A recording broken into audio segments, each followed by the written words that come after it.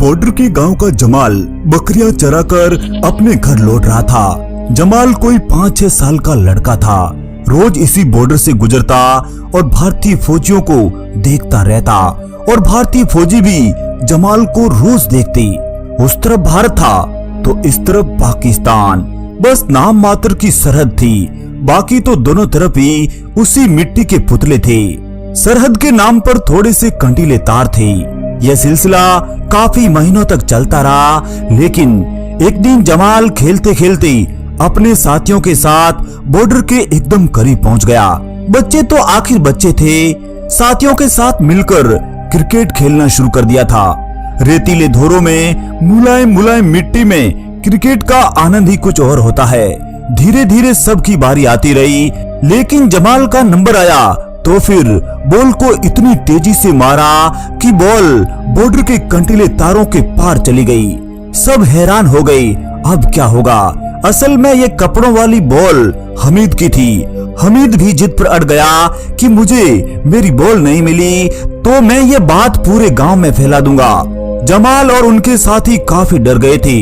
आखिर बॉर्डर पार बॉल को कैसे लाया जाए।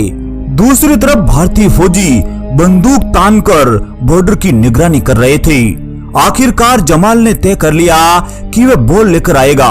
साथियों ने कहा कि बॉर्डर के एकदम करीब रेत में एक ऐसी मशीन लगी हुई है जिस पर पैर आते ही बड़ा सा अलार्म बजता है और सेना अलर्ट हो जाती है और फिर फौजी गोली मार देते हैं। ऐसी बातें गांव वाले रोज किया करते थे। जमाल भाई उसका थोड़ा ध्यान रखना, बाकी तो कोई दिक्कत नहीं है। और फिर जमाल ने ठीक ऐसा ही किया।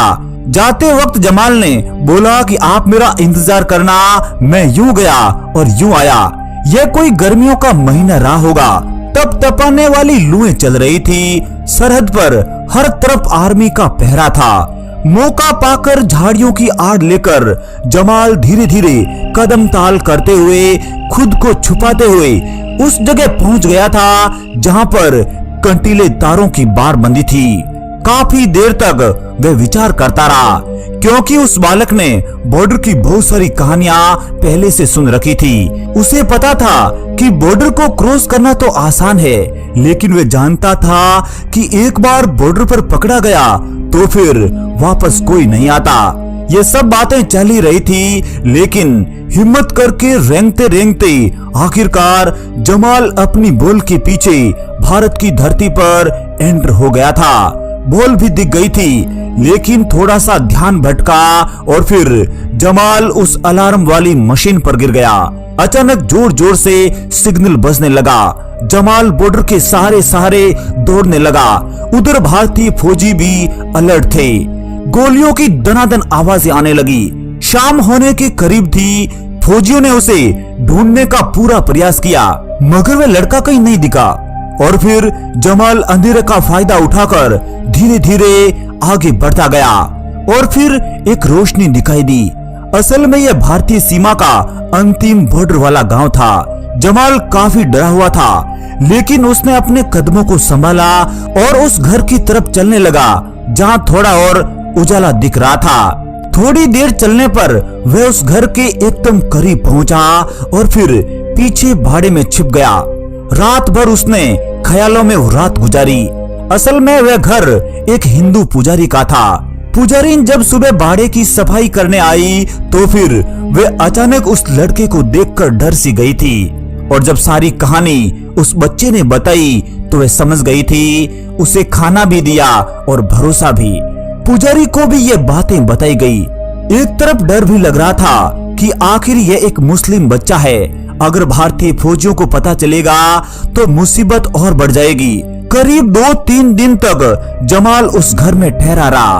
वो परिवार जानता था कि बॉर्डर को क्रॉस करना यानी सलाखों के पीछे जाना, और अभी इस बच्चे की उम्र ही क्या है, सारा जीवन इसे यही काटना पड़ेगा। वह हिंदू परिवार भी काफी चिंतित हो गया।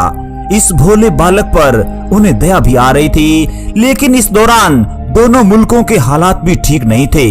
दूसरी तरफ पाकिस्तान के उस गांव में जमाल की माँ का रो रो कर बुरा हाल हो रहा था। भला अपना बच्चा किसे प्यारा नहीं होता। जमाल के दोस्त भी वापस आने की दुआई कर रहे थे और आखिरकार हिंदू परिवार ने एक ऐसा कदम उठाया जो जरूरी भी था। उस बालक की जिंदगी का सवाल था।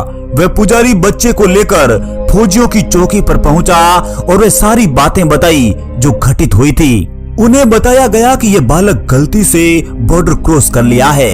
इस बालक को अपने मुल्क जाने दिया जाए और फिर 3-4 दिन की कार्रवाई के बाद भारतीय फौजियों ने उस बालक को सही सलामत पाकिस्तानी रेंजरों को सौंप दिया था। आज जमाल खुश नजर आ रहा था। आखिरकार वह अपने वतन लौट आया था। एक सैल्यूट भारतीय फौजियों के लिए और उनकी इंसानियत के लिए। जय हिंद, वंदे मातरम।